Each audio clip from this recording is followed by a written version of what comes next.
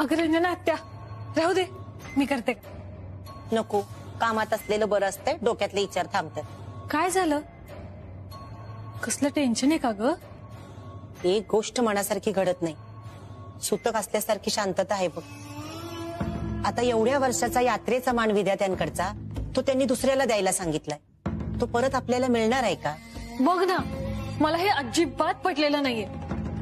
रायाने तरी बोलायचं ना की मी नाही तर ऋतिक अंतराला तरी मान द्या, पण नाही, काहीच बोलला नाही ग तो. कुठे येतो? काय माहिती कुठं गेलाय ग, सकाळपासून दिसला नाही बघ. आधी घरातनं जाताना कुठं जातोय, कशासाठी जातोय सांगून जायचं, पण आता काहीच सांगत नाही बघ. असं वाटतंय त्यांनी कृष्णाशी नाही माझ्याशी नातं तोडले. आता एखाद्या आईला आपल्या लेकाचं भलं व्हावं असं वाटत असं तर त्यात काय चूक आहे तूच सांग बरं.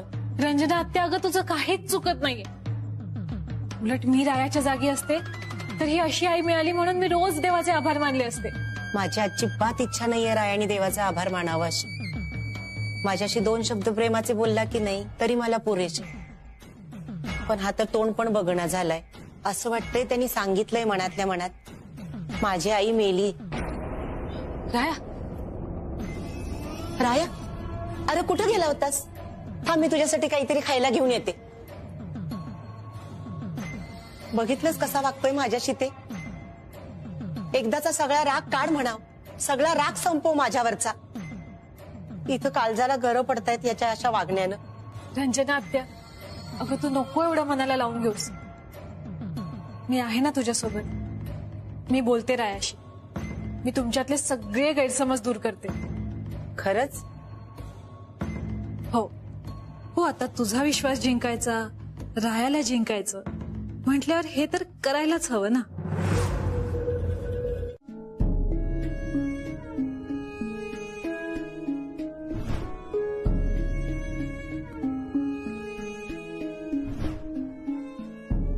येत्या 7 दिवसात कृष्णाचा मृत्यू अटळ आहे.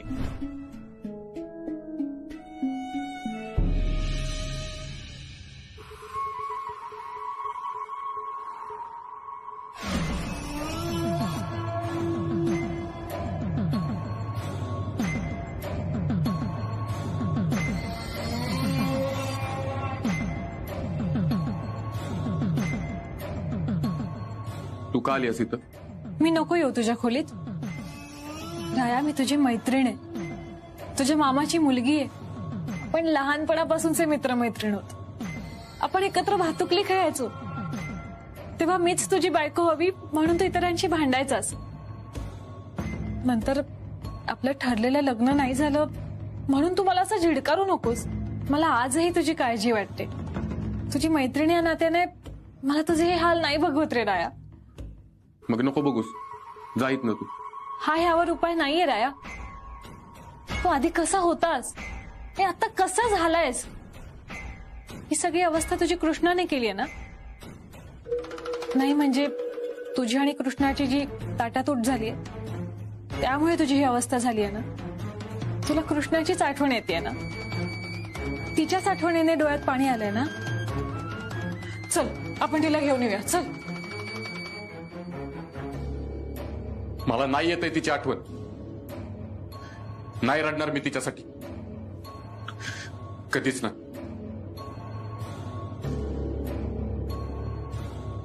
तसं असेल तर चांगलंच आहे राया. कुठल्याही कारणाने का असे ना, मला तुझ्या डोळ्यात पाणी नाही बघायचं. मला खूप त्रास होतो तुला असं बघून. तुझं कृष्णाशी लग्न झालं नसतं तर आज या फोटोत मी असते. पण तुला माझ्या मैत्रीची किंमत नाही कळणार. मी तुझं दुःख हलकं करायचा प्रयत्न करते पण तू मला झिडकारतोस. मला नाही सहन होते. खूप त्रास होतो मला, खूप त्रास होतो रे. माझं नशीबच फुटकंय की तू नवरा म्हणून माझ्या नशिबात नाहीयेस आणि मित्र म्हणूनही नाही. थांबा तर, नको त्रास करून घेऊस. ह्या सगळ्यात तुझी काय बी चुकी नाहीये.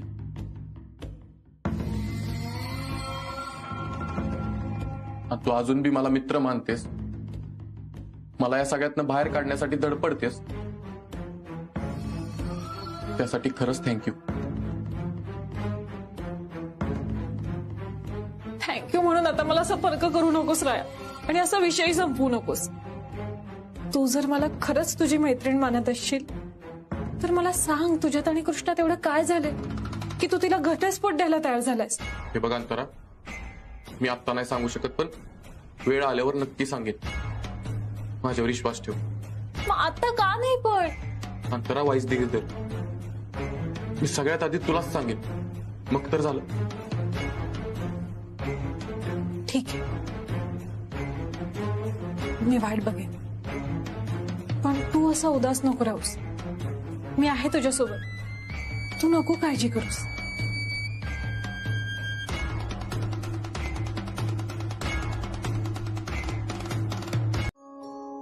ह्या असा तडका फडकी निर्णय घेऊ नको. अरे बगाडाचा मान मिळणं हे जेवढं पुण्याचं काम आहे ना, तेवढं सोपं बी नसते. अहो छोट मालक, तुम्हाला सवय नाही या सगळ्याची. अहो हे तुमच्या जीवावर बेतू शकतंय सगळं. कुणाच्या तरी जीवावर बेतू नाही म्हणूनच मी हे सगळं करतोय. अरे पण राया, हे व्रत एवढं सोपं नाही. 3 दिवस उपास करायला लागतोय, आणि तो बी साधा उपास नाही. लिंबाचा पाला आणि दूध याच्यावर राहायला लागते. आणि बगाडाचं काय तुला माहित नाही बे. हरकत नाही, हलक्यात कामच नसतंय आपलं. आणि याआधी बी गावातल्या माणसांनी व्रत केलंच असेल की, मग मी का नको? मला बी बघू द्या की ही समज केल्यावर देवी पावती का. त्यामुळं मी कौल लावणारच. तू करशील हे सगळं. अरे पण गावाचे पण काहीतरी रीतीभाती आहेत का नाही? गावकऱ्यांना काय पटणार आहे हे सगळं? आणि हो, यात्रा कमिटीला पण हे मान्य होणार नाही. एवढ्या वर्षांची परंपरा अशी कशी मोडायची?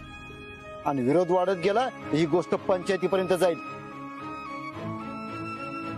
अहो जाऊ द्या की, घेऊ द्या पंचायतीला बी हा मुद्दा. मला बी बघू द्या माझं प्रेम जिंकतंय का पंचायतीचा विरोध. आणि हो, अजून एक, काय बी झालं तरी मी मागं हटणार नाही.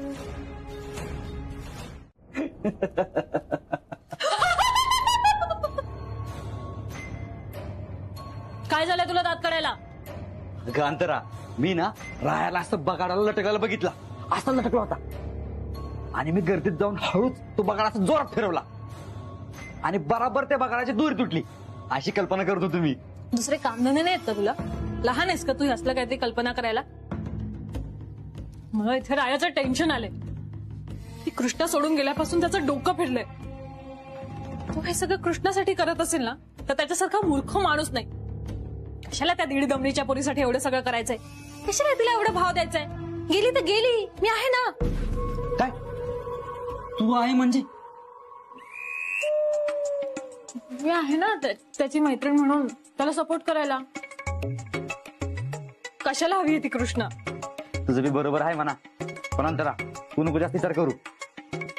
ते बघ, त्यांचं काय होते ते होते, पण आपल्याला आकाश पाण्यात बसायचं फिक्स डन आहे. इसरायचं नाही. ऋतिक, मी काय करू तुझं? चकली दे ना, बाहेर झाली. इथे राया जे काही करतोय त्यामुळे राया आणि कृष्णाच्या आयुष्याला वेगळं वळण मिळू शकतं. ती कृष्णा घरात परत येऊन ह्या घराचा ताबा मिळवू शकते, म्हणून मला टेन्शन येते. आणि तुझं काय चाललंय इथे? आकाशपाळा आकाशपाळा. अगं अंतरा, कृष्णा या घरात परतील कशावरनं? म्हणजे याच्यापेक्षा उलट होऊ शकतं की. जसं की मी कल्पना केली तसं. म्हणजे पाना उलटा बी फिरू शकतोय, बगाडाचं दाव बी तुटू शकतंय, राया खाली बी पडू शकतोय, आणि राया जाग्या मोर पण शकतोय.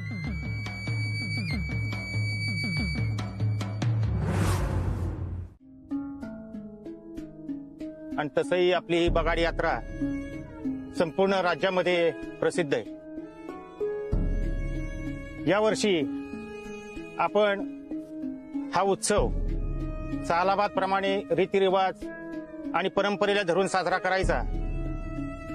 ही नेहमीची परंपरा मोडीत काढून एक पाऊल पुढे टाकायचं. त्याच्यावर निर्णय घेण्यासाठी आपण इथं जमलेलो. मला तर वाटतंय वर्षानुवर्ष जी आपली परंपरा चालत आली ना तशीच पुढे चालू राहिली पाहिजे. म्हणजे थोडक्यात रायबान विधात्यांना कौल लावायला तुमचा विरोध येतो. इथे विरोधाचा प्रश्न येतच नाही. आपण रीतीभाती पाळल्याच पाहिजेत. खरंय तुमचं, त्या पाळल्याच पाहिजे. पण एखाद्याचा जीवन मरणाचा प्रश्न असेल आणि त्याला देवीला कौल लावण्याशिवाय दुसरा कुठलाच पर्याय दिसत नसेल तर त्या माणसाने काय करायचं? बरोबर आहे. अहो अशा वेळी त्याला कौल लावून दिलाच पाहिजे. जर देवीच त्याला या सगळ्यातनं बाहेर काढेल असा विश्वास असेल तर त्यानं कौल लावलाच पाहिजे.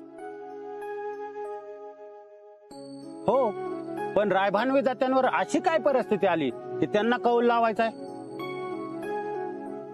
ते मी नाही सांगू शकत. असं समजा की हा कौल बगाड हे सगळं माझ्या एकट्याचीच नाही तर देवीची बी परीक्षा आहे.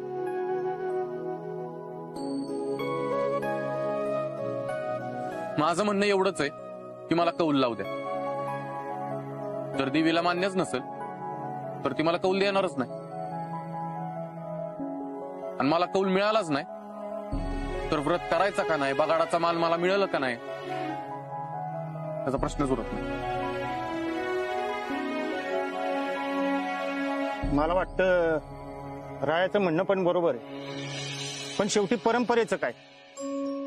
भाऊसाहेब, तुम्हीच काय तो निर्णय घ्या याच्यावर.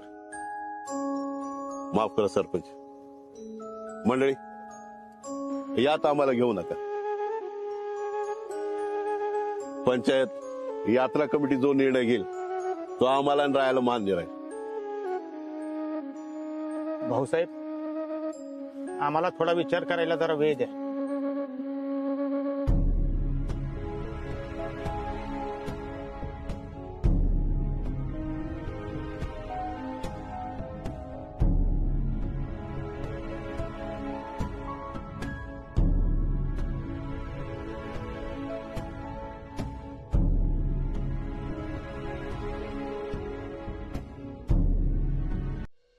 आज काय होईल काय माहिती. राहायला एवढं सगळ्यांनी समजवलं तरी बी त्याला समजना झालंय. मला माहित आहे तू ही सगळं माझ्यासाठी करतोयस, माझ्या आयुष्यासाठी करतोयस. तर माझा राया माझ्यासोबत कधीच असा वागला नसता. अरे राया, पण मी तुला कसं समजू र की ही शब्द करायची काय बी गरज नाहीये. मला नाही माहिती मी किती जगणार आहे ते, पण तू आपल्या आयुष्यात सगळ्यात महत्वाचा क्षण विसरून जातोयस. पण माझं आयुष्य वाढवण्यासाठी ही समज करण्यापेक्षा माझ्या हातात जेवढं आयुष्य आहे तेवढं माझ्यासोबत जग ना. मला तुझ्यासोबत राहू दे. आणि देव न करो देवीने जर तुला कौल दिला आणि माझ्या अगोदरच तुला काही झालं तर नाही नाही मी माझ्या रायाला काही बी नाही होऊन देणार. गडबड करू नका. ठरल्याप्रमाणे गुरुजी विधीला सुरुवात करतील आणि देवाला कौल लावण्यात येईल. देवाला कौल लावल्यानंतर देवी ज्याच्या बाजूने कौल दाखवेल त्याला बगाडाचा मान देण्यात येईल. गुरुजी, झाली का तयारी? हो, चला बोलवा. कुणाकुणाला कौल लावायचंय? चला, संतोष नलावडे या पुढं.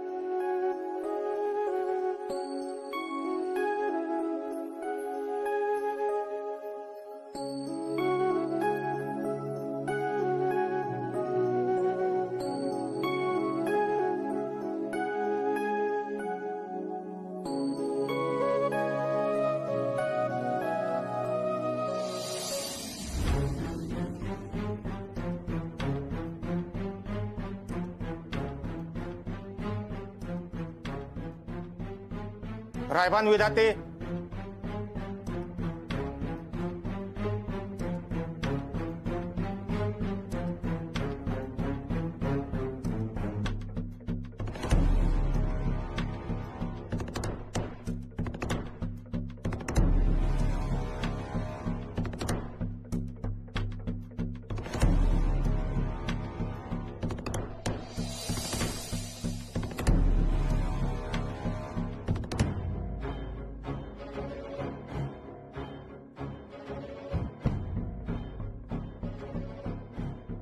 आई माझ्या पाठीशी उभी राहा, मला कौल दे.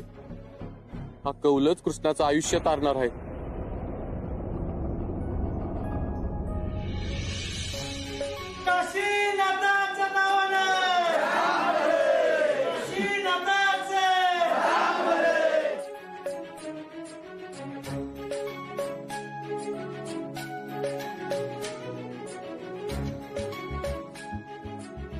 बघितलं तुम्ही, देवीनं माझ्या बाजूने कौल दिलाय.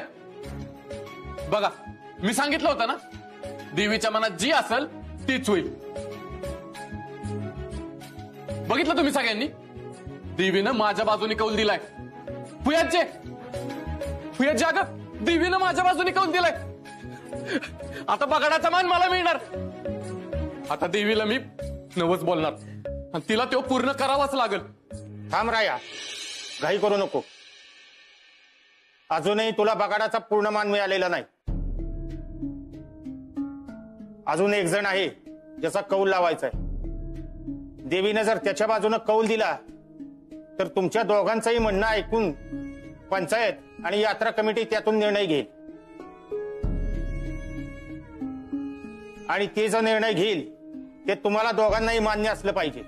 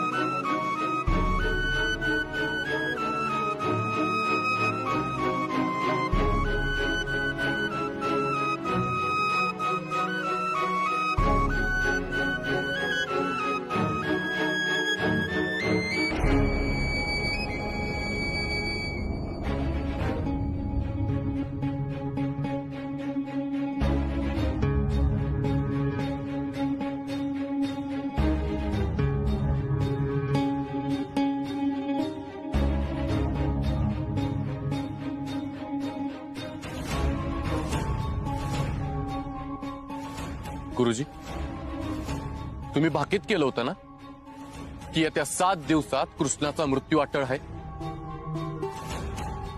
आणि मला तो काळ रोखता येणार नाही. पण माझ्या प्रेमावर पूर्ण विश्वास आहे. तो जो वर बसलेला आहे ना, तो सगळ्यांचा काळ ठरवतो. आज मी त्यालाच चाकडं घातलंय आणि देवीनं माझ्या बाजूनच कौल दिलाय आणि लवकरच ती माझं मागणं मान्य करत. गुरुजी, तुम्हीच म्हणला होतात ना की येत्या 7 दिवसात कृष्णाचा मृत्यू अटळ आहे. मग आता बघूच गुरुजी, काळ जिंकतोय की माझं प्रेम. भर माझा पण मळवट. अगं, हे काय बोलतेस तू कृष्णा?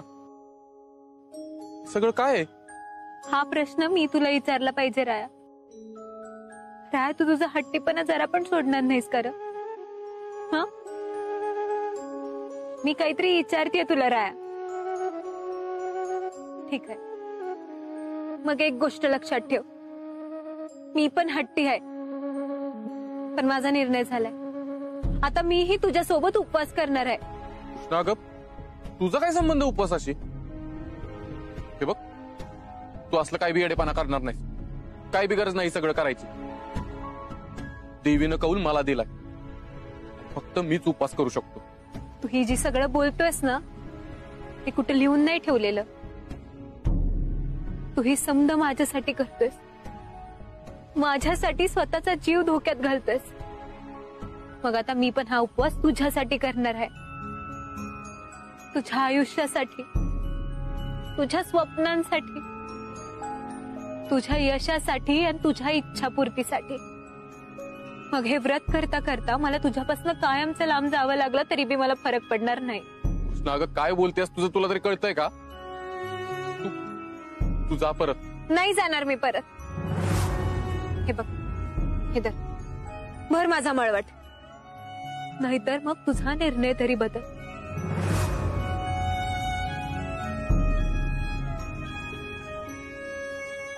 ठीक आहे, तुझी हीच इच्छा आहे ना?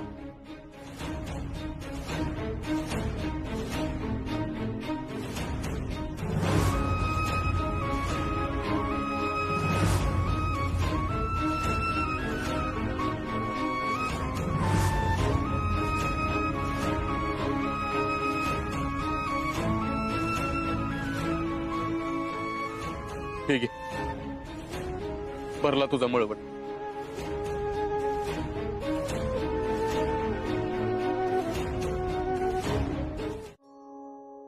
कशी झोप येईल फुयाची? मी समजू शकते राया, कृष्णाची आठवण येत असेल ना? तिच्या आठवणीत नाही असा एक तरी क्षण जातो का ग फुयाची? 24 तास तिच्याच तर आठवणीत जगत असतोय बघ मी.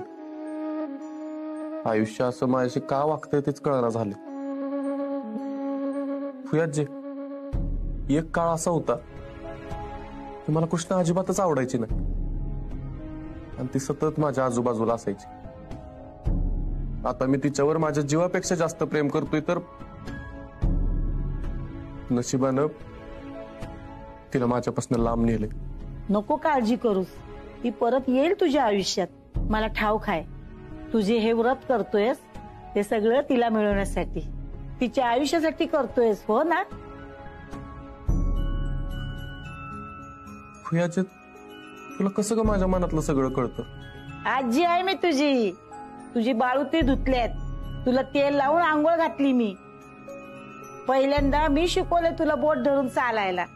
आई म्हणायच्या आधी फुई म्हणत होतास तू. मला तुझं मन कळणार नाही असं कधी होईल का? फुये, तुला जसं माझं मन कळतं तसं देवाला बी माझं मन कळत असेल का ग? कळत असेल. त्याला समध्यांची मन कळतात ती बघ. मग तरी बी तू असा का वागतोय माझ्याशी? आपल्या मनातलं त्याला कळतं, पण त्याच्या मनातलं कोणाला कळलं राया? पण एक गोष्ट कायम लक्षात ठेव, तू जे काय करतो त्याच्या मागे काय ना काय कारण असतंच. आपल्याला ते लक्षात येत नाही एवढंच. आपण सगळ्यांची चांगलं वागलो, कुणाचंच वाईट केलं नाही, सगळ्यांची मदत केली की देव आपलं चांगलंच करतो हे तूच शिकवलंस मला फुयाजी. मग मी तर कुणाचंच वाईट केलं नाही, सगळ्यांची मदत केली आम्ही. आणि कृष्णा, तिने तर आयुष्यात कुणाला दुखावलं नाही. फुयाजी, आमच्याच वाट्याला काही सगळं. याचं उत्तर माझ्याकडे नाही राया, पण मी एवढंच म्हणेन त्याच्यावर विश्वास ठेव, तो समजा नीट करेल. त्याच्या विश्वासावर तर हे एवढं अवघड व्रत करतोय मी. घरातली सगळी माणसं, गावातली माणसं, या सगळ्यांच्या विरोधाला न जुमानता हे व्रत करतोय मी. बगाडासाठी बगाड्या बनतोय. जीवाची कसलीच पर्वा कराना झालोय मी. पण एक सांगेन आजी, मी लई परीक्षा दिली, पण आता देवाला परीक्षा द्यायची आहे. त्यानं त्याचं अस्तित्व दाखवावं, त्यानं माझ्या कृष्णाचं आयुष्य वाढवावं. माझ्या कृष्णाला जर काय झालं ना तर नको काय बी मनात आणूस, काय बी होणार नाही तिला. तू आता समज डोक्यातून बाजूला काढून झोप बघू. तू याचे लय प्रयत्न केला ग.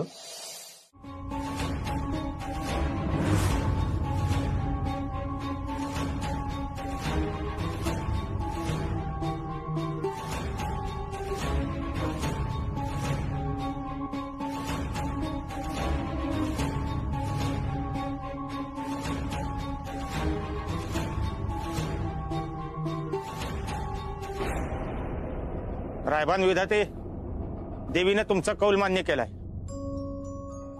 आणि तुम्हाला बगाडाचा मान मिळाला. गावच्या वतीनं मी तुमचं अभिनंदन करतो आणि स्वागत करतो.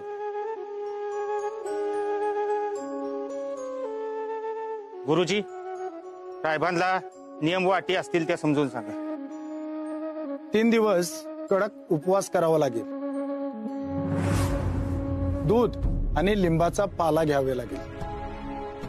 बगाड पूर्ण होईपर्यंत अनवाणी चालायचे. दुसरी गोष्ट, आपल्या पत्नीचा स्पर्शही झाला नाही पाहिजे. नवे नवे तिची सावलीही पडता कामा नये. आणि रोज पहाटे उठून नदीवर जायचं, आंघोळ करायची आणि आपल्या देवीची पूजा करायची. ठीक आहे? वाजवा रे.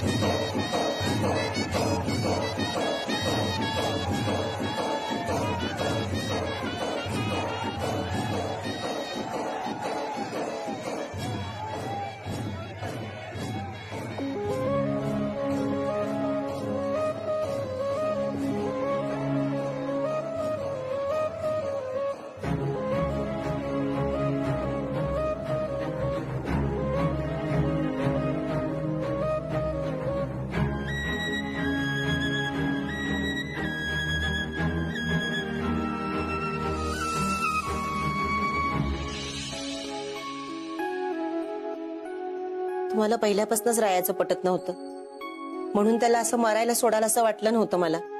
काय बोलताय, समजतंय का? मग काय चुकीचं बोलते? तुम्ही त्याला अडवायला पाहिजे होतं. तो कसा राहत असेल, अन्न पाण्याविना त्याची काय अवस्था झाली असेल, या कल्पनेनेच माझा जीव घाबरायला होतोय. आणि तुम्हाला त्याची जरा पण काळजी नाहीये. तुम्हाला खरंच वाटतं का आम्हाला रायाची काळजी नसेल? तुम्हाला त्याची काळजी असती ना, तर तुम्ही त्याला हे सगळं करू दिलं नसतं. आम्ही अडवलं असतं आणि तो थांबला असता, वाटतं तुम्हाला? आम्ही आजपर्यंत त्याला कुठल्याच बंधनात अडकवलं नाही. त्याचे निर्णय घ्यायला त्याला स्वातंत्र्य दिलं. आपल्या पत्नीचा स्पर्शही झाला नाही पाहिजे. नवे नवे तिची सावलीही पडता कामा नये. थांब कृष्णा.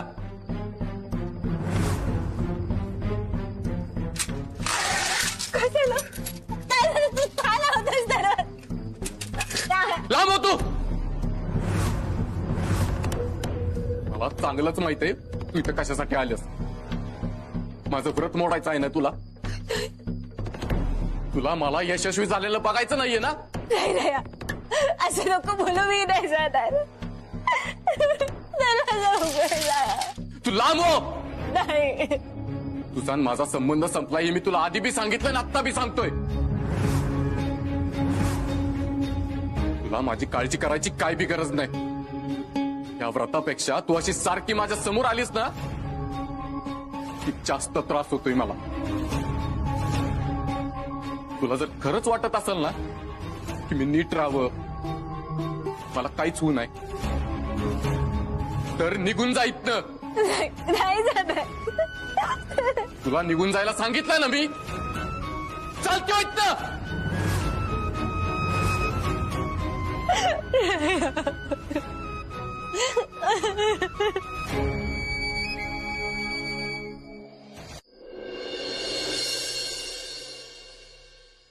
तू समजतोस कोण तर स्वतःला? आणि तुझी हिंमत काय झाली तिच्याशी असं वागायची? अरे ती पोरगी तुझ्या काळजीपोटी तुला इथं भेटायला आली होती. तिला फक्त एकदा तुला बघायचं होतं म्हणून तुझ्या जीव कासवी झाला होता. पण तू तिला जायला लावलंस. मला वाटलं नव्हतं एवढं वाईट असशील म्हणून. तू मुंजा कृष्णा गेलीये, तिची काळजी घे. तिला असं अंधाराचं एकटं पाठवू नकोस. ती तुम्हाला सांगायची गरज नाही, मला माहित आहे. उगा प्रेमाचं खोटं नाटक नको करूस.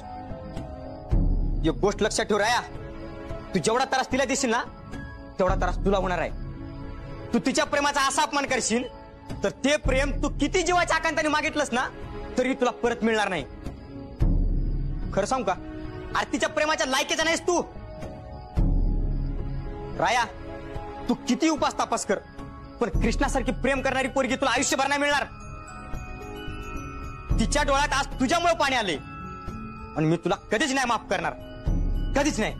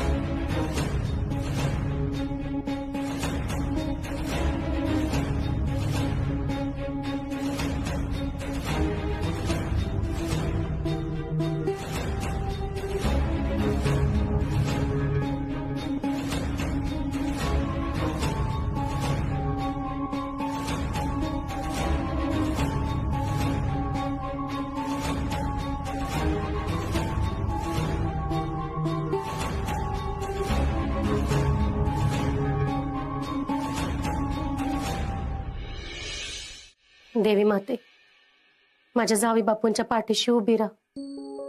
त्यासनी हे व्रत पुरं करायला मदत कर. यश लाभू दे त्यासनी. तुला तर माहितच आहे ते समजा कशासाठी करतात तिथे. पाहिजे तर माझं आयुष्य घे. आज माझा जीव गेला तरी बी चालत, पण माझ्या कृष्णीला आणि रायांना आयुष्य लाभू दे. मामे, मामे, आवरलंस का ग? चल चल पटदिशी उठ मामा. चल. अगं कृष्ण, काय करणार आहे तू मंदिरात जाऊन? राया तर तुझं ऐकत नाही, उलट फाडाफाडा तुला बोलतो, सतत अपमान करतो, वाटेल तसलं बोलतो. तरी तू परत रायाच का करते? का सारखे सारखे त्याच्याकडे जाते तू? कारण माझं प्रेम आहे रायावर. तुम्ही त्याचे शब्द बघताय, त्याची कृती बघताय, पण मी त्याचं मन बघते. माझ्याशी वाईट वागताना त्याला केवढा त्रास होतो ना हे मला स्पष्ट दिसतंय. आणि मामा मामी, त्याला आता माझी लय गरज आहे. तेव्हा तुम्ही चला बरं पडदिशी. मामा अरे चल. कृष्णे, अगं तू काही खाल्लं बी नाहीस ग. रायाला तरी खाल्लं असेल का ग मामे? अगं तुझी झोप बी झाली नाहीये. आणि त्या मंदिरात रायाला तरी झोप लागली असेल. कृष्णे, अशाने तू आजारी पडशील, लय त्रास होईल तुला. आणि राया मायासाठी जेवढा त्रास घेतोय तेवढा तर त्रास मला होत नाहीये ना. तुम्हाला कसं समजत नाहीये, मंदिरात आरती सुरू व्हायची वेळ होईल. मला रायाला भेटायचं आहे. तू कसा आहे ते बघायचं आहे. कुणास ठाऊक तू कसा आहे. कृष्णे, अगं देवी आहे त्याच्या पाठीशी. तू नको काळजी करू. मी पडदिशी काहीतरी खायला बनवते, तू आईस खाऊन घे. अगं मामी नको ग. जवळ रायाचा उपास संपत नाही ना तवर मला अन्न काही गोड लागणार नाही. जावी बापू, अगं काय झालं? एवढ्या अर्जंट मध्ये बोलवून घेतलं, काय काळजीचं काम नाही ना? लय महत्वाचं काम आहे. मामी, तुम्ही आज कृष्णाला घरातनं बाहेर येऊ देऊ नका. का? काय झालं? अहो ती सकाळपासून आवरून बसल्या, माझ्या मागं लागल्या, मामी देवळात चल म्हणून. तुम्हाला बघायचं आहे तिला. ती माझं ऐकते होय. तुम्हाला बघण्यासाठी घरातनं बाहेर पडणारच ती. मामी नका पडू देऊ. अहो त्या बगाडाच्या गर्दीत ती जर घरातनं बाहेर पडली तर सगळं होत्याचं नव्हतं होऊन बसेल मामी. म्हणजे मला कायच कळणार तुम्ही काय बोलताय ती. मामी, गुरुजींनी भाकीत केलंय, कृष्णाच्या जीवाला धोका आहे.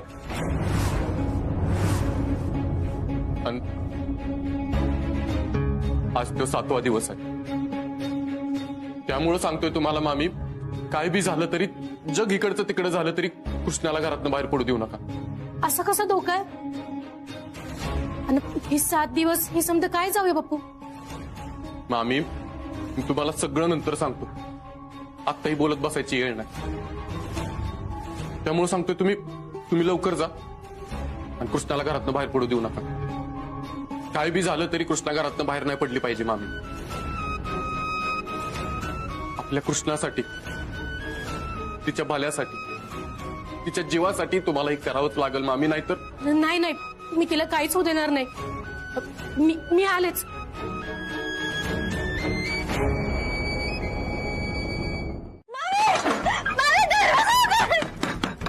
दरवाजा उघड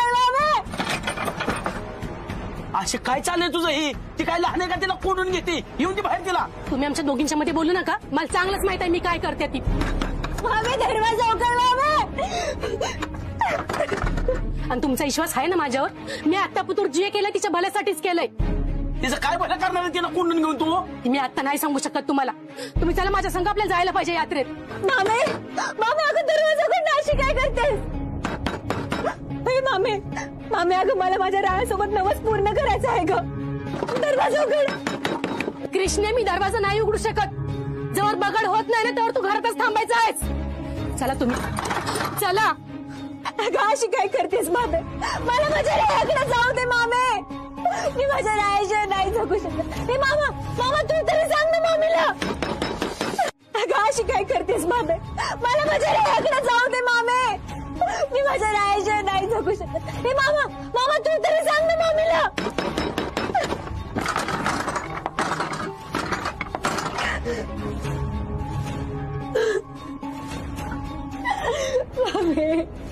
मामे दरवाजा उघड. मामे माझ्या राया तिकडे माझी वाट बघत असेल ग. आणि रायाला काही झालं तर मी काय करू? मी कशी जगू मामे मी तुला सांगते, रायाला काय झालं तर मी स्वतःचा जीव संपवून टाकेन. राया नाही तर त्याची कृष्णा पण नाही. दरवाजा उघड.